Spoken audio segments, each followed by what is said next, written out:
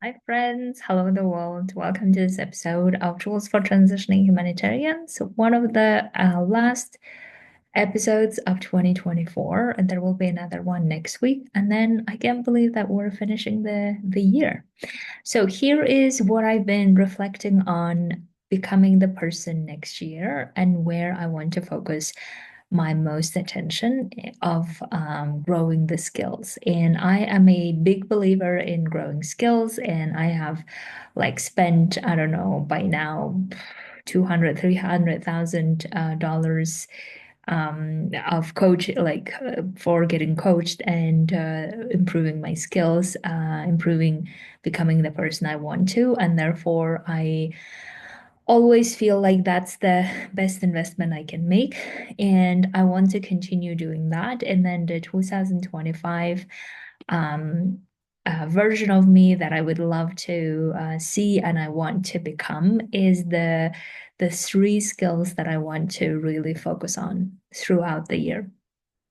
And I know that my brain, probably like many of you, also feel like, oh, I want to do this and I want to do that and I want to do that. And I can see how I could be so getting distracted. So therefore, I have tried to squeeze in and not only squeeze in, but crystallize even more as to what specific skills that I want to build and I want to become the person. Now, I will also explain along the way as I dive into those as to why these skills and why that matters to me and why it would also matter to my clients, to anyone who's whether a paying client, not paying client, who's watching me, whoever it is, why that would be mattering. And I want to explain that a bit further. So let me dive into um, the skills that I want to grow, and I want to start explaining also why and how I came up with this, right? So the first skill that I really want to dive into in 2025 is a skill of being reliable. And this is a skill that I have been like, I was even emailing my list the other day talking about this. And I usually consider myself being a very reliable person. And I would assume that most of my family members, or probably all of them, would describe me also as a very reliable person. So I'm always there for them. I'm always there, like supporting them financially most of the time, but also otherwise, right? I would be very reliable. Now, the same goes for being a humanitarian back in the day and currently as a coach. I pride myself in being very reliable. I'm always there for my clients, and also when I was a humanitarian, I was always there for my team, for my organization, and I would go and beyond to do the things that is necessary to get to the goal that we were all pursuing. What I realized, however, is that the reliability that I pride myself in goes to all the level of being great and being reliable, except when it comes to financial goals. And this is the part that I have been so fascinated by all of these years, especially after transitioning, because the reason why this is something that's so important for us all to develop is so that we have our own back. We have our own like trust in our reliability in ourselves in making financial things work for ourselves, whether we decide to continue in the humanitarian sector or outside of it, because most of the reason why we don't go to living the life we want to, making the impact we want to, living in places that we choose to, most of the time why we don't do that is because of fearing not having the financial means available to be doing those things. And that's when I realized that when I was transitioning outside of UN, what I realized that I really didn't see myself as being reliable who can make the financial goals happen. I always thought that it can only happen within a employment setting, within the me being employed by someone else, being paid by someone else, then it can be reliable income or reliable money coming in. But otherwise, I just don't believe that it can be possible. Except then I realized that I actually can develop that skill. And that's the crazy part, is that I never knew how to develop that skill. I have never been taught about how to develop it, obviously, because I grew up in a society where reliability, I always believed, comes from an employer, comes from maybe even a family setting, the support, right? It never comes from yourself. This is how I was taught. And then as I started going through my transitioning and figuring out a lot of the fears around money and all of these things, then I realized that the essential skill that was lacking was me not believing that I can be reliable to creating whatever the financial means I want by using the skills that I want. And as soon as I figured that out, I realized I went from achieving my financial goals at 18%. So I set myself a goal, right? A particular number, and then I achieved 18%, and then I achieved 30 and 37%, and then now over 60%. And then I can see how that percentage has grown so much in the years, and not only the percentage has grown, but also the reason why it has grown is because my skill set has grown as well. My identity has grown as well. And especially skill set that makes me reliable in creating the financial outcome that I want, that I have now mastered it to the level that I can actually trace it and see it in numbers as well. And you may be wondering how one does that, right? So how one becomes reliable, creating the financial outcomes that they want to. And here is how I have seen this over and over again. And that's why I believe that it's one of those important skills if we don't want to be slaves of our of money, or if we don't want to be slaves of our circumstances, if we don't want to be hostage to situations we don't want to be in, if we don't want any of those, or if we want to always choose to do whatever the heck we want to, then this skill is the skill to master. Now, the way that I have mastered the skill, and I still have 100% to go, so I'm like really wanting 2025 be the year where I master the skill at 100%. So whatever the financial goal I put, I achieve it by 100%. And the way that I achieve it is by purely using the skills that I have to coach people, right? That's the only way I want to achieve this. Now, the way that I have learned to become reliable on my financial outcomes or financial goals, and then setting them and then achieving them, the main way that I have learned how to do that is by creating value, right? By creating, adding value to people's lives, helping solve problems. That's really the way that I have learned how to do this, how to be reliable. So whatever the solutions that I propose to people, and then if they like it, they pay me money, and therefore I get them then to the outcome they want to, right? So this is the biggest ways that I have learned how to do that. And that also makes me the happiest to do that, because the more I help people achieve the results they want, they are happy, and it makes me even more happy, as if like I have achieved the goal myself. And therefore we have both win-win situation. And the most important part is I get better at doing it with every person, and my skill keeps improving. And therefore, skill of being reliable on creating the financial outcome keeps improving as well. Right? So that's like the biggest ways that I can learn how to be reliable on creating the outcome, whatever the outcome I want to. Now, if we dive that into even further pieces, smaller pieces of how to even add value at the level that people can find it so valuable that they're willing to pay me the money that I want to.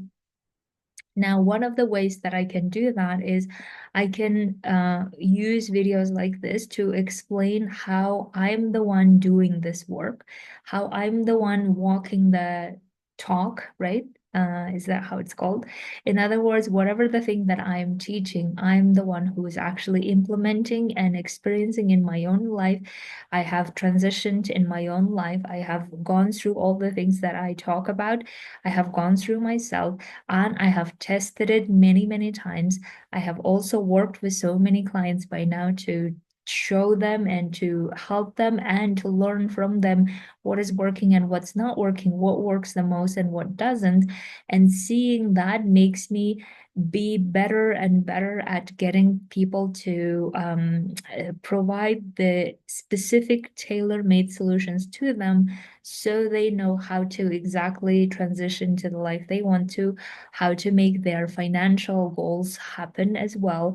In other words, help them be reliable for themselves in creating the financial outcomes they want to, right? So therefore, I am adding value by proposing specific tools that I have tested and experienced in my life and created the outcome in my life. I have also helped other people create it. So now I'm even providing even more specific, more tailor-made to that person's circumstances. And therefore, that person then sees how that could be valuable for them, how that could change their lives, and therefore they're paying me money. So this is, I find, the best way that I can improve my skill and increase my skill. And that's what I'm going to do in 2025, being the person who is the most reliable in creating the financial outcome, whatever the outcome I want, creating and achieving that 100%. And I want to help my clients do the same. And in the beginning, we may not be getting to 100%, which is okay. But if we can master this skill by you doing whatever the thing that you want to do, making the impact that you want to make, if you really good at doing that, the anything else becomes like piece of cake. So that's why that is the main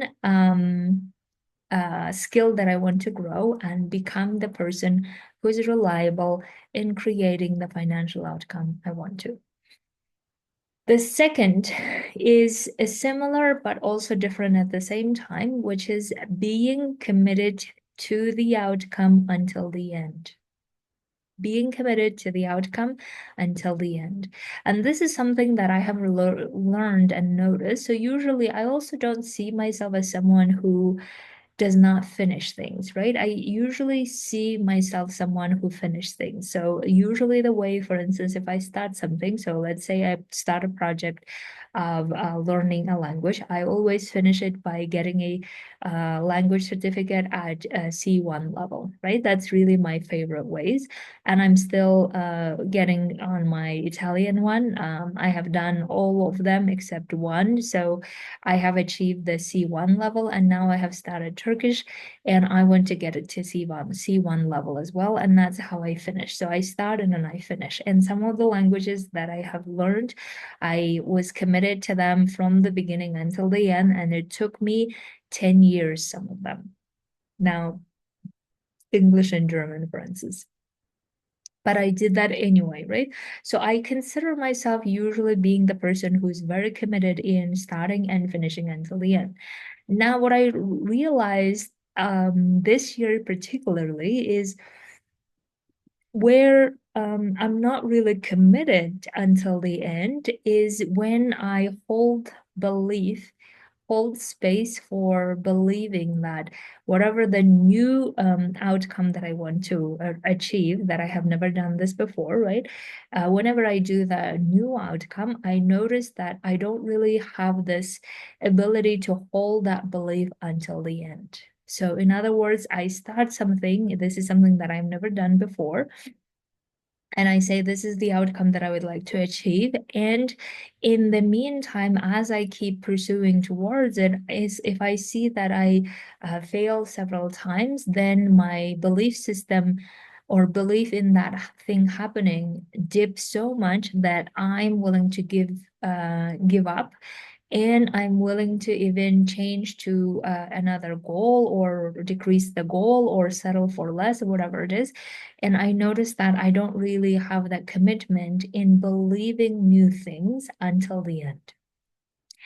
And the reason why this skill is so key, especially for transitioning humanitarians, is because when we are starting out, right? When we are starting out and getting to doing the things that we want to do or figuring out how to get to what we want to, in that moment, we really need to be committed to holding the belief that this is possible. And not only this is possible, it's going to be better than what we have left behind. And that is, I think, where the skill is so key that we need to develop, except that I can see that many of us have difficulty believing simply because it hasn't happened yet. And because it's something so different than the one that we usually do, then it becomes even more difficult for us to hold that belief that whatever we want to do, actually we can achieve, right? Therefore, I have really I have been thinking about so many different examples of how I can show myself that I'm capable of holding that belief that whatever I want is going to be a lot better than anything I can imagine. And here is how I can see also that I have done that in the past many times, except that I haven't really uh, I haven't really sat down and I haven't really been aware of how I have done it, right? So for instance, when I was going to apply for the scholarship to study in Germany like 20 years ago, I had that skill of believing it's possible, even though I had like everything against me, right? I didn't speak the language. I didn't meet any of the language requirements. I didn't have any money to go to travel to those places to do the exams. I had no clue of how to even do any of these. I had no like writing skills to be writing essays. All of this was not available. Yet somehow I was magically believing that it's possible, and I kept doing all the things necessary to get to getting the scholarship.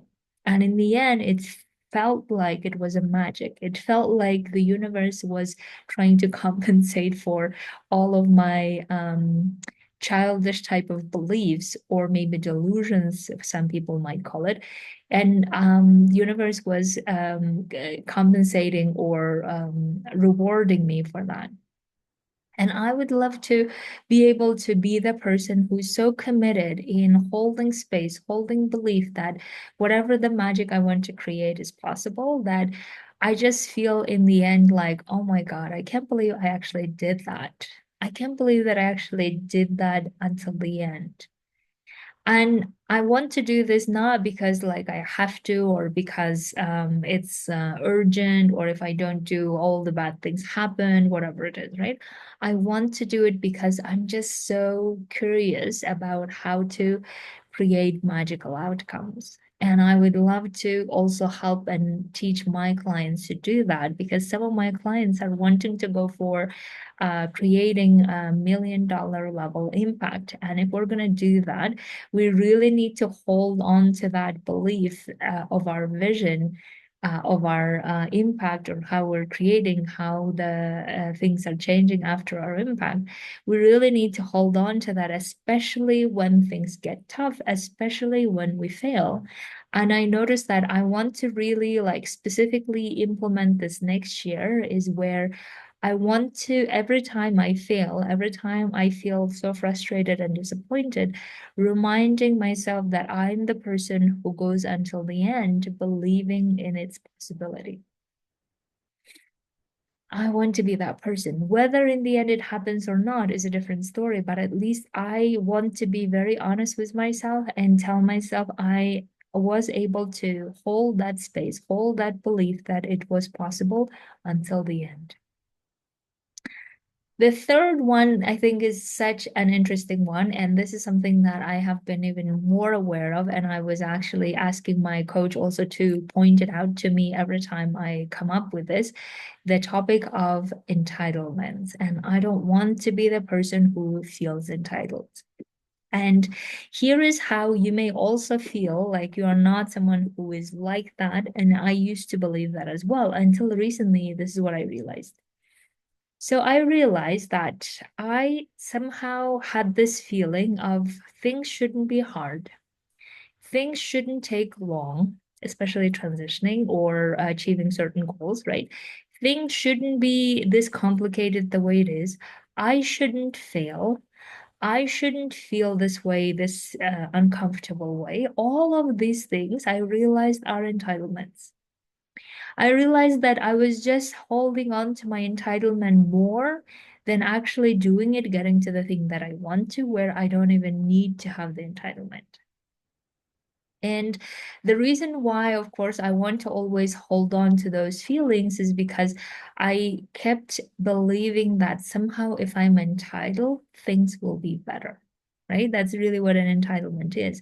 Entitlement is where you believe someone or life should provide you this for like whatever your explanation is, right? Because maybe you worked in the organization for so long, or maybe because you've suffered a lot, maybe you did a lot of compromises or sacrifices. Now you are expecting the organization compensate for it. Whatever it is, you may have these entitlements, and what entitlement does is it makes things worse than it is, and this is my experience.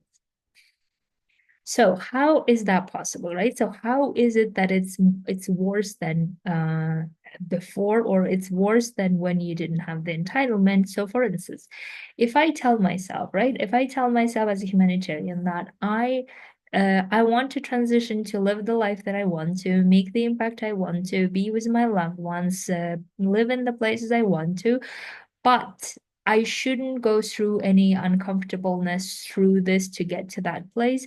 It shouldn't be hard. I shouldn't have to do all the things that is necessary to get to. If we do that, right? If we keep this entitlement, what we end up then doing is we end up staying in the environment we don't want to. We end up keep doing the things we don't want to. We end up keep feeling frustrated and disappointed about things that we don't like how things are done.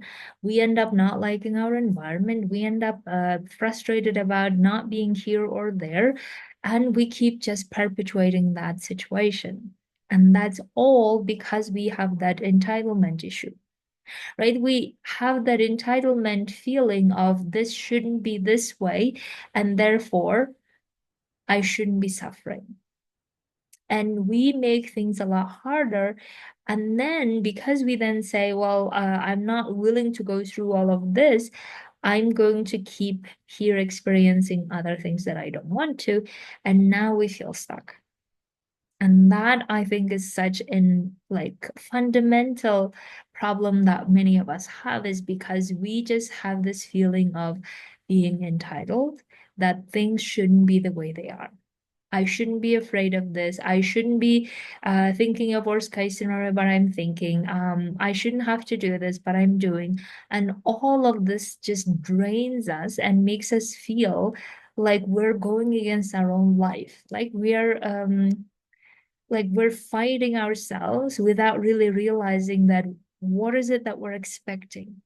Like, why do we believe that if we're just going to feel entitled and expect things that we want and expect things the way we want, and then if things don't happen, what are we expecting? So therefore, in 2025, I want to be the person who has no entitlements. And I want to help my clients realize it and also learn how not to have those entitlements either. Now, how am I going to like learn and master this skill, right? How am I going to master the skill of not having entitlements? So one of the ways that I always think about is, for instance, if my brain says this shouldn't be hard, Why is it hard? This shouldn't be hard. I didn't sign up for it kind of thing. I ask myself, why do I believe that? And also, why do I not like it being hard?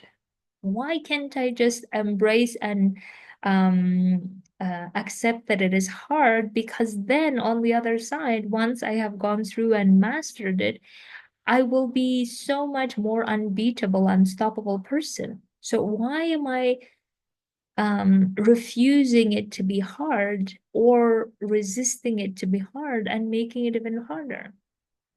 The other way that I always think about is, what is exactly hard, right? What is it that is in this process that is hard? That I feel disappointed, that I fail, that I am afraid. Okay, but I know individually how to do all of those things. I know how to process disappointment. I know how to process fear and not let it affect me so much. I also know how to go through whatever the other emotions that my brain and body proposes. I know how to do failing. So then what's the problem? What is it that is the problem that makes it so hard? And then I also remind myself the third thing, which is, what is the alternative that I'm hoping for? Like, what is the alternative that I'm thinking about? Going back to what I don't want? That's even harder. Like, that's way harder to do that every day than actually building something and feeling hard along the process, right? So therefore, obviously, heart can be explained in very details, but also heart can be overcome, and heart doesn't need to be something so negative, so heavy that we're unwilling to go through. And that's why I'm then asking myself, then why am I feeling entitled? Like, why am I expecting things to be this way when clearly it is not the case? Right? So why am I resisting my own reality when I can see that this is the wall? Now, what am I going to do? Am I going to go around the wall or go to a different one or go explore how to go through the wall instead of just keep saying, well, there's a wall. And the other thing that I think is so key here to understand is all the people that I admire who have done big impacts, who have uh, created the lives they love, who have created whatever they wanted to, they don't have that entitlement. Like, I have some of the people that I admire, some of my coaches and my own coach that I admire. I can see that she has no entitlement whatsoever. And I'm like, how is that possible? How is it possible that I am all about entitlement and stopping myself from going for what I want? And then here are the people who have the success and the impact, that the personalities that are like, I don't know, 100 times better than I could ever imagine currently. They are not entitled. They are always willing to learn. They're always willing to go into nitty-gritty. They're always willing to go through or whatever the uncomfortableness to go to the other side. They're willing to master the skills. They're willing to suck at it and then fail and then get back and do it better. They are willing to do all of those things. And me here saying, no, no, no, no, no. It can't be this hard. Otherwise, I'm not doing, right? And I'm like, I don't want to be that person. I don't want to be the person who is against my own life. I don't want to be the person who is against my own desires. I don't want to be the person who is against my own impact that I want to create. I don't want to be fighting myself. And I don't want to be fighting life either and the reality either. I want to build the skill necessary to show myself that I am beyond more powerful than any of the circumstances. I am beyond more powerful than any of the opinions of other people. I'm beyond more powerful than any of the entitlement feelings that my brain offers just because my brain wants to be comfortable. And therefore, that is who I'm becoming. And in order to make it even more specific as to how that is. So I am putting myself in situations where I feel uncomfortable. I'm going to do that anyway. I'm going to put myself in situations where certain things feel hard, but I'm going to learn how to feel okay with it, or even, dare I say, like that it is hard, so that I can get better at mastering that skill, so that I can create the life I want to even more. And most importantly, help my clients do that too. And most importantly, help my clients realize and be aware of how they're also having that entitlement when they're transitioning, and whether that's serving them. Because if we keep staying in, oh, it's going to be hard, it's going to be scary, it's going to be this, it's going to be that. If we keep staying in that, we're going to just keep staying in where we don't want to. So then what's the point of keep saying that and keep delaying the thing that we want to, instead going all in on that? And therefore, my dears, I would love to help you 2025 be the year where you make the biggest changes, the biggest impact, the biggest shifts you ever make, by becoming the person you want to be and mastering the skills that is necessary to create the outcome you want to, and enjoy the process in the meantime. And I would love for you to come and coach with me, so that we can master some of these skills, and maybe you have other skills that you have in mind, to transition and make that transitioning as successful as you would like it to be. Happy holidays. I will talk to you very soon. Message me for coaching.